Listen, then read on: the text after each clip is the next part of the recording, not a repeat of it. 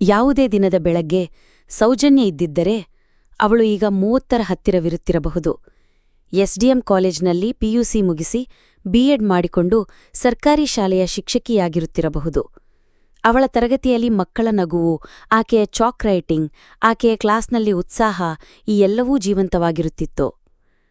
ಅವಳು ಸಣ್ಣ ಊರಿನಲ್ಲಿ ಒಂದು ನುಡಿಗಟ್ಟು ಬರೆದಿರಬಹುದು, ಬದಲಾವಣೆಗೆ ಮೊದಲ ಹೆಜ್ಜೆ ಶಿಕ್ಷಣ ಎಂದು. ಅವಳ ತಂದೆ ಚಂದಪ್ಪಗೌಡ ಈಗ ಹೆಮ್ಮೆಪಟ್ಟು ಎಲ್ಲರ ಮುಂದೆ ನನ್ನ ಮಗಳು ಇವತ್ತು ಶಿಕ್ಷಕಿ ಎಂದು ಹೆಮ್ಮೆಪಡುವುದಾಗಿತ್ತು. ಅವಳು ಕಾಲೇಜು ದಿನಗಳ ಸ್ನೇಹಿತರೊಂದಿಗೆ ಪುನಃ ಭೇಟಿ, ಶನಿವಾರಗಳ ಸುತ್ತಾಟ, ಸುಮ್ಮನೆ ಬೆಳಗಿನ ಚಹಾ ಜೊತೆಗೆ ಪುಸ್ತಕ ಓದುತ್ತಿದ್ದಾಳೆ.